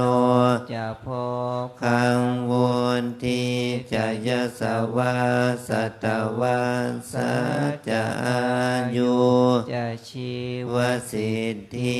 ภวันตุเตภวตุสัมภมัง ทะรัง รักขันตุสัมภเทวตาสัมภพุทธา นุภาเว นาสัทธาโสนทิภวันตุเตภวตุสัมภมัง ทะรัง รักขันตุสัมภเทวตาสัมภธรรมา นุภาเว เวนัสสัทธาโสทิภวัน ตุเต ภวตุสัมภมังคารังรักขันตุสัพ พระเทว วัตตาสัพพสังฆานุภาเวนัสสัทธาโสทิภาวันตุเต สาธุ สาธุ สาธุ เราทั้งหลายได้สงบจิตน้อมนึกถึงจาคานุสติ ที่เราได้กระทำบำเพ็ญแล้วเพื่อเป็นอานิสงส์แก่ตนและแก่พ่อแม่พี่น้องญาติมิตรบรรพบุรุษทั้งหลายได้อนุโมทนาบุญกับเราด้วยนะขอให้เราตั้งใจภาวนา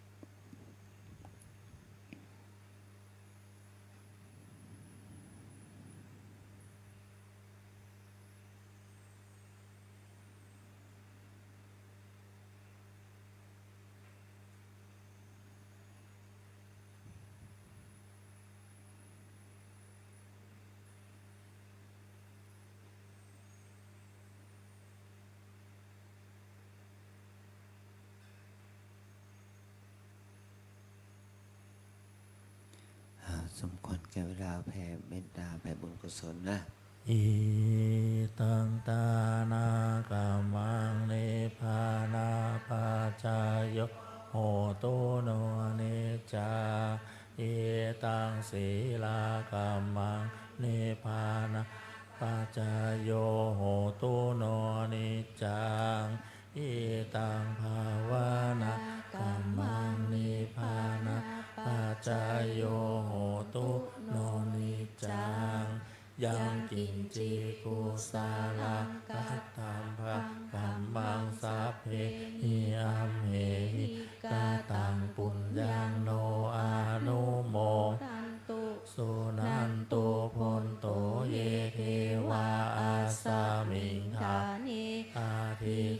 ตาทิคายุกะสัทธาหนตัวสาปะสัตตาสุขีอัตตานังปาริหารันตุมาตาปิตาสุขีตาหนตัวทุกขาปามุจจันตัวสัพเพยาตากาสุขีตาหนตัวทุกขาปามุจจันตุสัพเพอายาตากาสุขีตาหนตัวทุกขาปามุจจันตุสัพเพปิสาสัพเพยักสัพเพเปตาสุขีตาหนตัวทุกขาปามุจจันตุสัพเพนาคาตาสุขิตาหุนตุทุกขาปะมุจจั จั น น ตุ ตุสัพเพเทวาสุขีตาหนตุทุกขาปามุจจันตุสัพเพอาจาริยุปัชฌายาสุขิตาหุนตุ ทุกขาปามุจจันตุสัพพะสัมปติโยชามิชันตุโวเรียนเชิญศรัทธาสาธุชนทุกท่านวันทาน้อยขอสุมาพระสงฆ์องค์เจ้านะครับ สาธุวันตาเมพันเตสาพังอาปาราทังกามาทาเมพันเตมยากาตังปุญญังสามินาอนุโมทิตาพังสามินากาตังปุญญังไมหังทาตาพังสาธุสาธุอนุโมทามิ จัตตารโอธรรมาวัฏันติอายุวันโนสุขังภะลัง สาธุสาธุสาธุ เราทั้งหลายจะได้ทำพิธีเวียนเทียนกันต่อไปนะประทักษิณ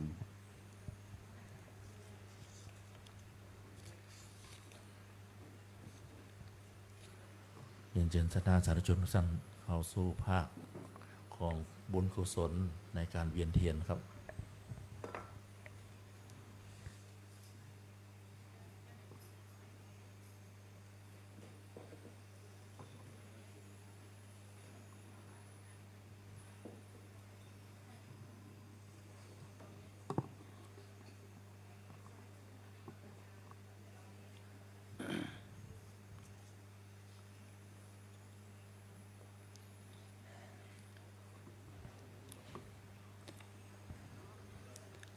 ต่อไปเราทั้งหลาย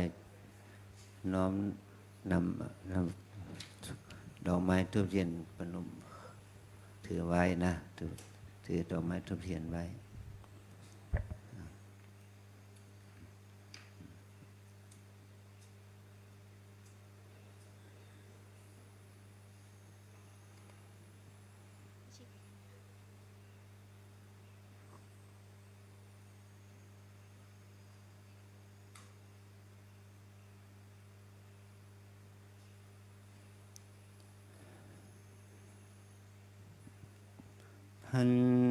หันธรรมยังพุทธัสสะภะคะวะโตปุพพะคณมะกรังกะโรมาเส นะโมตัสสะ ภะคะวะโตอะระหะโตสัมมาสัมพุทธัสสะนะโมตัสสะภะคะวะโตอะระหะโตสัมมาสัมพุทธัสสะตัสสะภะคะวะโตอะระหะโตสัมมาสัมพุทธัสสะ เราจุดประทีปด้วยนะถ้าเราจุดประทีปไม่ต้องยะมัมหะโขมะยัง ยะมัมหะโขมะยัง ภะคะวันตัง ภะคะวันตัง สารนังคตา สรนังคตา โยโนภะคะวาสัทธา โยโนภะคะวาสัทธา ยัสสัจจะมะยัง ยะสัจจะมะยัง ภะคะวะโตธัมมัง ภะคะวะโตธัมมัง โรเจมะ โรเจมะ อโหสิโข อโหสิโก โสภควา โสภควา อะระหังสัมมาสัมพุทโธ อะระหังสัมมาสัมพุทโธ สัตเตสุ สัตเตสุ การุญยัง การุญยัง ปฏิจจะ ปฏิจจ กรุณายโก กรุณายโก หิเตสิ หิเตสิ อนุกัมปังอุปาทายะ อนุกัมปังอุปาทายะ อาสาระหะปุณมียัง อาสาระหะปุณณมียัง ภาราณสียัง ภาราณสิยัง อิสิปตเน อิสิปตเน มิคาทาเย มิคทาเย ปัญจวัคคิยานัง ปัญจวัคคิยานัง อนุตตรัง อนุตตรัง ธรรมจักกัง ธรรมจักกัง ปัทมัง ปัทมัง ปวัตเตตวา ปวัตติตวา จัตตาริ จัตตาริ อริยฉัจจานิ อริยสัจจานิ ปกาเสสิ ปกาเสสิ ตัสมินจะโข ตัสมินจักโข สัมมะเย สัมมะเย ปัญจวัคคิยานัง ปัญจวัคคียานัง ภิกขูนัง ภิกขุนัง ปมุขโข ปามุขโข อายัสสมา อายัสสมา อัญญาโกณทัญโย ปัญญาโกณทัญโย ภะคะวะโตธัมมัง ภะคะวะโตธัมมัง สุตตวา สุตตวา วิระชัง วิรชัง วีตมะรัง วีตมะลัง ธรรมจักขุง ธรรมจักขุง ปฏิรพิตวา ปฏิรพิตวา ยังกินจิ ยังกินจิ สมุทยธัมมัง สมุทยธรรมัง สัพพันตัง สัพพันตัง นิโรธธรรมันติ นิโรธธรรมันติ ภะคะวันตัง ภะคะวันตัง อุปสัมปทัง อุปสัมปทัง ยาจิตตวา ยาจิตตวา ภะคะวะโตเยวะ ภะคะวะโตเยวะ สันติกา สันติกา เอหิภิกขุอุปสัมปทัง เอหิภิกขุอุปสัมปทัง ปฏิรพิตวา ปฏิรพิตวา ภะคะวะโต ภะคะวะโต ธรรมวินัยเย ธรรมวินัยเย อริยสาวกสังโฆ อริยสาวกสังโฆ โลเกปัทมัง โลเกปัทมัง อุปนโนโหสิ อุปโนอโหสิ ตัสมินจาปิโข ตัสมินจาปิโข สัมมะเย สัมมะเย สังฆรัตนัง สังฆรัตนัง โลเกปัทมัง โลเกปัทมัง อุปนังอโหสิ อุปนังอโหสิ พุทธรัตนัง พุทธรัตนัง ธรรมรัตนัง ธรรมรัตนัง สังฆรัตนันติ สังฆรัตนันติ ติรัตนัง ติรัตนัง สัมปุณนังอโหสิ สัมปุณนังอโหสิ มะยังโข มะยังโข เอตระหิ เอตาระหิ อิมัง อิมัง อาสารหะปุณณมีกาลัง อาสารหาปุณณมีกาลัง ตัสสะภะคะวะโต ตัสสะภะคะวะโต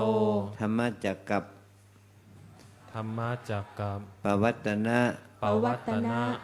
กาลสัมมตัง กาลสัมมตัง อริยสาวกะ อาริยสาวกะ สังฆอุปติ สังฆาอุปติ กาลสัมมตัญจะ กาลสัมมตัญจะ รัตนัตยะ รัตนัตยะ สัมปุรณะ สัมปูรณะ กาลสัมมตัญจะ การสัมมตัญจะ ปัตตวา ปัต ปัต ต ต วา วา อิมังฐานัง อิมังฐานัง สัมปัตตา สัมปตตา อิเมสการเร อิเมสกการเร ขเหตตวา ขหิตตวา อัตโนกายัง อัตโนกายัง สักการูปทานัง สักการุปทานัง กริตตวา ภริตวา ตัสสะภะคะวะโต ตัสสะภะคะ โอ วะ โต โต ยะถาพุญเจ ยะถาปุญเจ ปุเน คุเน อนุสรันตา อนุสรัญจะ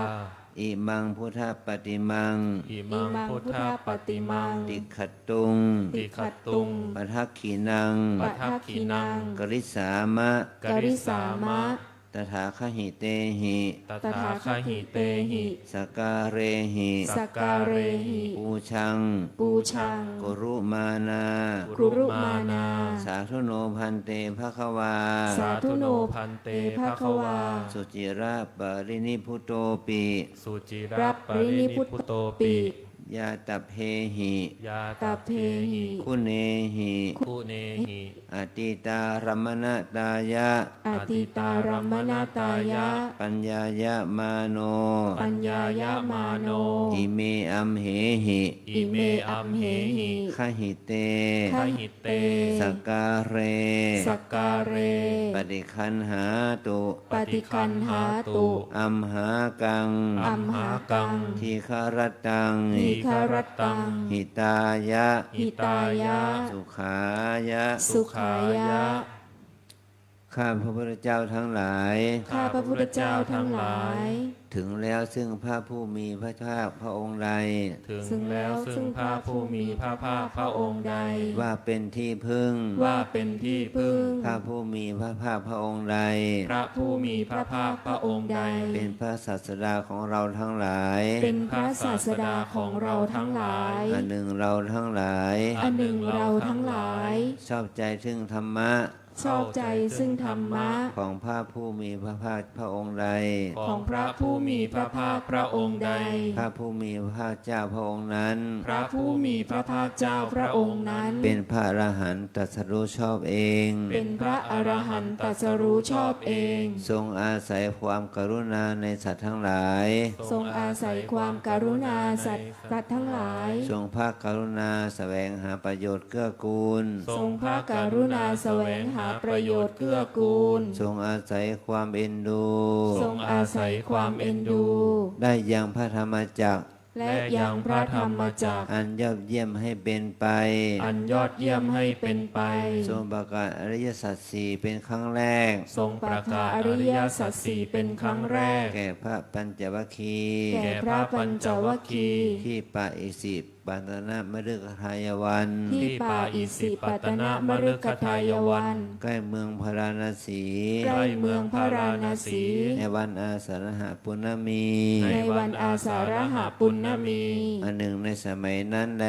อันหนึ่งในสมัยนั้นแล ท่านพระอัญญาโกณทัญญะ ท่านพระอัญญาโกณทัญญะ ผู้เป็นหัวหน้าของพระปัญจวัคคีย์ ผู้เป็นหัวหน้าของพระเจ้าวัคคีย์ ฟังธรรมของพระผู้มีพระเจ้าแล้ว ฟังธรรมของพระผู้มีพระภาคเจ้าแล้ว ได้ธรรมจักสุอันบริสุทธิ์ ได้ธรรมะจักสุอันบริสุทธิ์ ปราศจากมลทินว่า ปราศจากมลทินว่า สิ่งใดสิ่งหนึ่งมีความเกิดขึ้นเป็นธรรมดา สิ่งใดสิ่งหนึ่งมีความเกิดขึ้นเป็นธรรมดา สิ่งทั้งปวงนั้น สิ่งทั้งปวงนั้น มีความดับไปเป็นธรรมดา มีความดับไปเป็นธรรมดา จึงทูลขออุปสมบท จึงทูลขออุปสมบท กับพระผู้มีพระภาคเจ้าแล้ว กับพระผู้มีพระภาคเจ้าแล้ว ได้เป็นพระอริยสาวก ได้เป็นพระอริยสาวก ในพระธรรมวินัยของพระผู้มีพระภาคเจ้า ในพระธรรมวินัยของพระผู้มีพระภาคเจ้า เป็นองค์แรกในโลก เป็นองค์แรกในโลก อันหนึ่งในสมัยนั้นแล อันหนึ่งในสมัยนั้นแล พระสังฆรัตนะ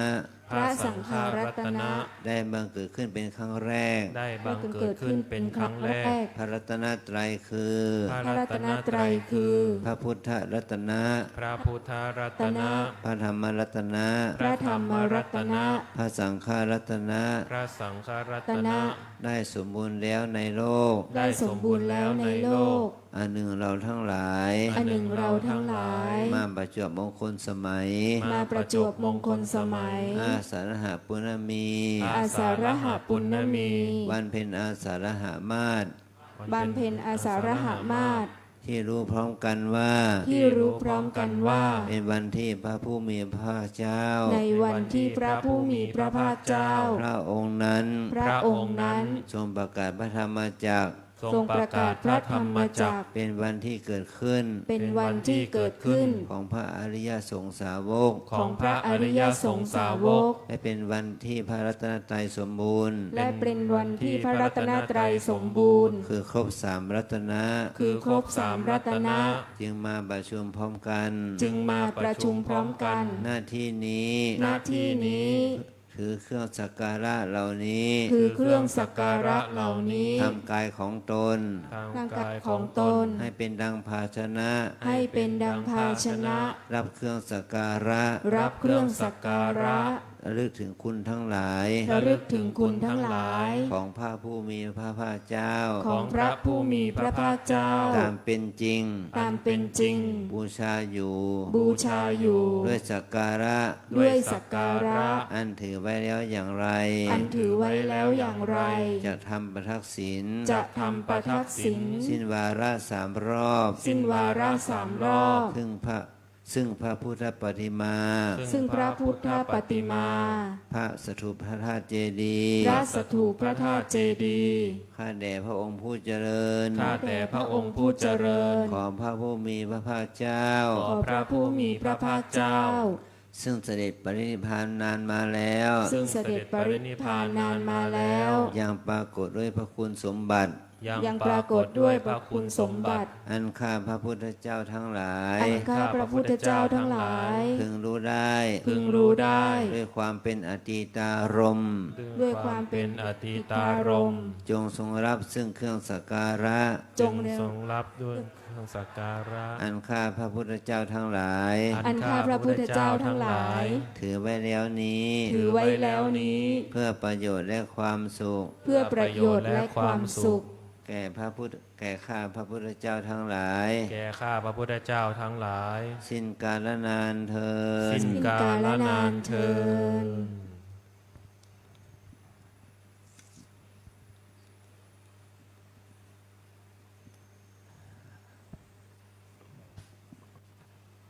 เราทั้งหลายได้จัดคิวแถวเดินนะ ไม่รีบไม่ด่วน ไม่ยัดเยียดกัน เดินอย่างมีสติต่อไปนะ สาธุ ขอนิมนต์พระคุณเจ้านะคะที่โครงการอุปสมบทตั้งแถวเรียง5ค่ะตั้งแถวเรียง5นะคะขอให้โยคีชายนะคะทุกท่านนะคะเก็บเก้าอี้นะคะที่ตัวเองนั่งค่ะอยู่ด้านหน้าวิหารหลวงพ่อตะโปนะคะค่ะตั้งแถวเรียง5มาตรงนี้เลยค่ะส่วนโยคีนะคะโยคีตั้งแถวเรียง5เช่นกันนะคะตั้งแถวเรียง5เช่นกันนะคะต่อท้ายพระภิกษุสงฆ์นะคะแม่ชีขึ้นมาด้านหน้านะคะส่วนญาติโยมนะคะญาติโยมต่อท้ายโยคีอีกทีนะคะ